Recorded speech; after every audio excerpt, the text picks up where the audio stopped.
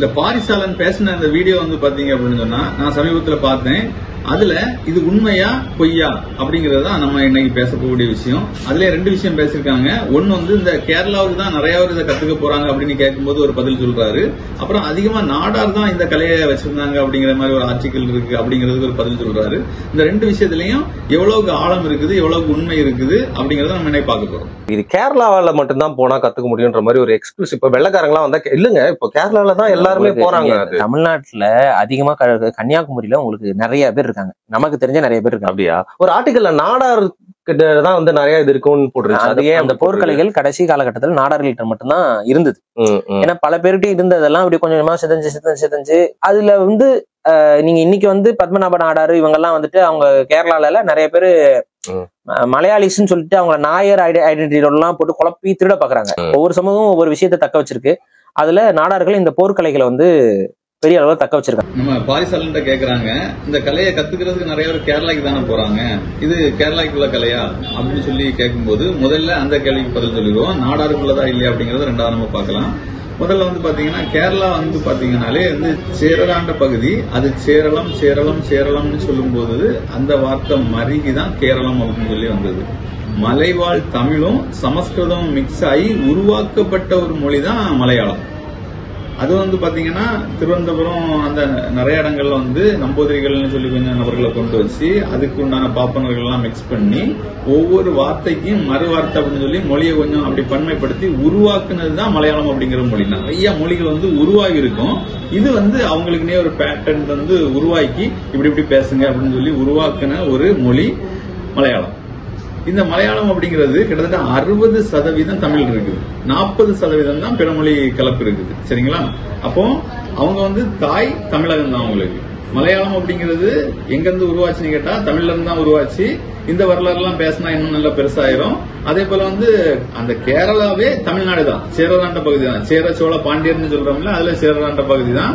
அப்போ வந்து பாத்தீங்கன்னா ஒரு கேரளா உருவாகி எவ்வளவு நாள் ஆச்சுன்னு கேட்டா வரலாற்றுல வந்து பாத்தீங்கன்னா ஒரு 600-700 வருஷத்துக்கு முன்னாடி தான் அது கேரளா அப்படிங்கிற ஒரு மாநிலமே உருவாகுது. அப்புறம் மொழிவாரி மாநிலங்களை கிட்டத்தட்ட ஒரு 70-80 வருஷத்துக்கு முன்னாடி பிரிக்கும் போதுதான் அதை தனியா பிரிச்சு கொடுக்குறாங்க கேரளா அப்படின்னு சொல்லிட்டு. அது வரைக்கும் முழுக்க அது தமிழ்நாடு தான். இருந்தாலும் அது ஒரு பகுதி, ஒரு டிஸ்ட்ரிக்ட் மாதிரியோ இல்லைன்னா ஒரு பகுதி மாதிரியோ அப்படி இருந்திருக்குன்னு வச்சுக்கலாம். இதுதான் கேரளாவோட வரலாறு. இப்ப அந்த கேரளாவோட வரலாறு நம்ம கலையோட பொருத்தி பார்க்கும்போது நம்ம கலையோட வரலாறு அப்படின்னு சொல்லி பாத்தீங்கன்னா குறைஞ்சது ஒரு 5000 வருஷம் இல்லைன்னா 10,000 வருஷம். ஏற்கனவே நான் நிறைய வீடியோக்கள்ல பேசியிருக்கிறேன். 10,000 வருஷம் மனுஷன் என்னைக்கு தோன்றி பரிணாம வளர்ச்சி பெற்ற ஆரம்பிச்சானோ அன்னைக்கே வடிவமைஞ்சது இந்த கலை. ஒரு சித்தர்களும் ஞானிகளும் செதுக்குனாங்க.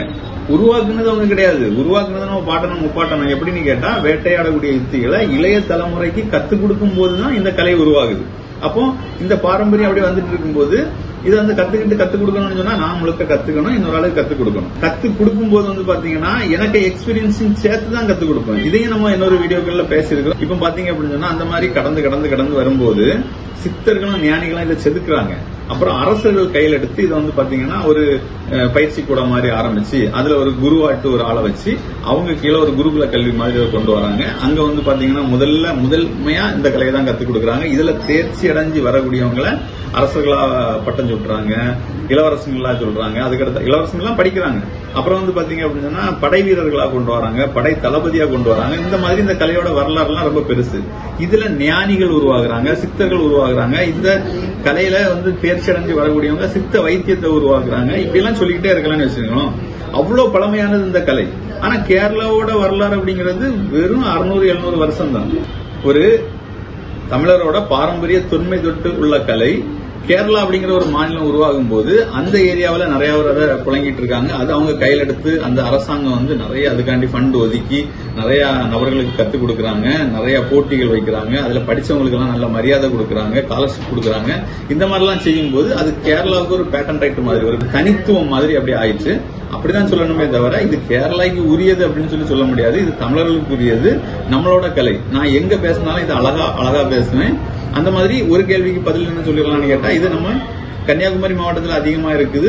மொத்தத்திலே வந்து பாத்தீங்கன்னா தமிழரோட கலை பாரம்பரிய கலை அப்படின்னு சொல்லிடலாம். முதல் கேள்விக்கு பதில். ரெண்டாவது கேள்விக்கு இது நாடாரோட கலை, நாடார்கள்லாம் வந்து இதை நிறைய கொண்டு போயிட்டு இருந்தாங்க அப்படின்னு சொல்றதுல முற்றிலும் உண்மை கிடையாது. எப்படின்னு கேட்டா இதுல எல்லா ஜாதியில உள்ளவங்களும் எல்லா மதத்தில் உள்ளவங்களும் இருக்கிறாங்க. குறிப்பா வந்து பாத்தீங்கன்னா ஜான் பாபா அப்படின்னு சொல்லிக்கிட்டு ஒரு ஆசான் வந்து இந்த கலையை வந்து மிகப்பெரிய அளவு கொண்டு வந்திருக்காங்க. முன்னாடி வந்து பேர் வாங்கின ஒரு ஆசான், அவர் படிச்சதும் அவரு முஸ்லீம் ஆசான்கள்ட்ட தான். இப்ப வந்து பாத்தீங்க அப்படின்னு சொன்னா இதை வந்து நாடார்களுக்கு உள்ளது அப்படிங்கறத அந்த இடத்துல சொல்ல முடியாது. அந்த இடத்துல ஒரு ஜான் பாய் அப்படின்னு சொல்லிக்கிட்டு, ஜான் பாபா அப்படின்னு சொல்லிக்கிட்டு ஒரு பாய் வந்து அதை பெருசா பண்ணிருக்காரு. அதுக்கு பிறகு எனக்கு தெரிஞ்ச நாணப்பன் ஒரு ஆசான் இருந்தாரு. அவர் நாடார் கிடையாது, ஆனா அவரும் இந்த கலையை மிக பெருசா எடுத்து சொல்லியிருக்காரு. அவருக்கு பாரம்பரியம் அவங்க அம்மா அப்பா தாத்தா இப்படி அவங்க வழியில தான் வந்தது. இப்படி இன்னும் நிறைய சொல்லிட்டு இருக்கலாம். நிறைய வர்ம சித்தம் வைத்தியங்கள் பண்ணக்கூடிய ஜமீன்தார் மாதிரி இருக்கக்கூடிய நிறைய பேர்லாம் இதை பண்ணிருக்காங்க. ஆனா ஒரு சொல் இருக்குது, நாடாங்குத்துல ஒரு குத்து குத்தணும்னா 8க்கு செத்து போயிருவா பாத்துக்க அப்படின்ட்டு. அப்புறம் நாடார்கள் நிறைய பேர் இதை வந்து தூக்கி கொண்டாடினாங்க அப்படின்னு சொல்லி ஒரு கலை ஒரு இதெல்லாம் இருக்குது. ஆனா இதை வந்து பாத்தீங்கன்னா ஒரு ஜாதிக்கே உரிய ஒரு கலை அப்படின்னு சொல்லி இதை ஒரு பேட்டன் ரைட் பண்ணதுனால என்ன ஆயிட்டு அப்படின்னு கேட்டா, இது ரொம்ப பிரபலமாகாம ரொம்ப பெரிய அளவுக்கு போகாம ஒரு இதுக்குள்ள அடைக்கிறது மாதிரி ஒரு சூழல் வந்துச்சு. இந்த பாரிசாலன் என்ன சொல்றாங்க அப்படின்னு கேட்டா, நாடார்கள் தான் இது கடைசி காலங்கள்ல அவங்கள்ட்ட தான் இருந்தது, அது அவங்க தான் நிறைய காப்பாத்தினாங்க அப்படின்னு சொல்றது. அதுல ஒருவேளை கொஞ்சம் உண்மை இருக்கலாம். ஆனா முழுக்க முழுக்க அவங்க மட்டும்தான் இதை காப்பாத்தினாங்க, அவங்கள்ட்ட மட்டும்தான் இருந்தது அப்படின்லாம் கிடையாது. இதுல ஜாதியை கொண்டு புகுத்துறதுனாலயோ ஜாதியை பற்றி பேசுறதுனாலயோ மிகப்பெரிய கலைக்கு செய்யக்கூடிய ஒரு துரோகம் அப்படின்னு நான் சொல்றேன். இது தமிழருக்கே உரியது. எல்லாரும் பறந்து விருந்து இதை கத்துக்கணும். வாழ்க்கையில ஒரு வருஷமாவது நீங்க குழந்தையா பிறந்து பெரியவங்களாகி வரும்போது வந்து பாத்தீங்கன்னா ஒரு வருஷமாவது இதை நீங்க கத்துக்கிட்டீங்கன்னா உங்களுக்கு அவ்வளவு ஆரோக்கியம் இருக்கும், அவ்வளவுக்கு அழகு இருக்கும், அவ்வளவுக்கு உங்களுக்கு எனர்ஜி லெவல் இருக்கும், ஒரு அறிவு ஆற்றல் அப்படின்னு சொல்லிக்கிட்டே இருக்கலாம். இந்த கலையில அவ்வளவு பெரிய வாழ்வியல் இருக்கு. கிட்டத்தட்ட 3000-4000 ஆசான்கள் நமக்கு இத கடத்தி கொண்டு வந்திருக்காங்க. 3000-4000 ஆசான்கள் சொல்லும் போது ஒரு தலைமுறைய செயல்படுத்தினாதான் இது அவ்வளவுக்கு செய்ய முடியும். இப்படி கிட்டத்தட்ட ஒரு 10,000 வருஷம் கடந்து வந்திருக்கு இந்த கலை. இது வந்து ஒரு பாடல் இருக்கும். அந்த பாடல்ல வந்து ஒரு நோயை குணமாற்றக்கூடிய ஒரு மூலிகையை சொல்லியிருப்பாங்க, அதுக்கு ஒரு அடவை சொல்லியிருப்பாங்க. இந்த மாதிரி எல்லாம் இதுக்கு பாரம்பரியம் பண்பாடெல்லாம் அப்படி நம்ம வியந்து பார்த்து சொல்லிட்டே இருக்கலாம்.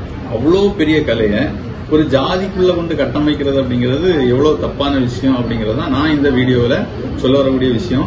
பாத்தீங்க அப்படின்னு சொன்னா இந்த ஜாதி உருவானதெல்லாம் வந்து பாத்தீங்கன்னா ஒரு 1000-600 வருஷத்துக்கு உள்ளாடி தான் இருக்கும். 1000 வருஷத்துல இருந்து ஒரு 600-700 வருஷத்துக்கு அதுக்கு முன்னாடிலாம் வந்து பாத்தீங்கன்னா இந்த படிமானமே கிடையாது. அப்போ இத வந்து அந்த ஒரு தனிப்பட்ட இதுக்கு நம்ம உள்ள சுருக்கணும் அப்படின்னு சொன்னா நம்ம பண்ணக்கூடிய ஒரு முட்டாள்தனம் அப்படிங்கறத நான் சொல்ல வர்றது. மேலும் இந்த மாதிரிப்பட்ட விஷயங்கள் தெரிஞ்சுக்கணும் அப்படின்னு சொன்னா கீழே நம்பருக்கு தொடர்பு கொள்ளுங்க, சப்ஸ்கிரைப் பண்ணுங்க. தொடர்ந்து இந்த மாதிரிப்பட்ட வீடியோக்கள் நம்ம பண்ணணும்னு நினைச்சிட்டு இருக்கிறோம். அதுக்கு நீங்க எவ்வளவு ஆதரவு தருவீங்க அப்படிங்கறத பொறுத்து இதை நம்ம கண்டினியூ பண்றதா இல்லைன்னா அதை முடிச்சுக்கிறதா அப்படிங்கறத முடிவு பண்ணுவோம். நன்றி, வணக்கம்.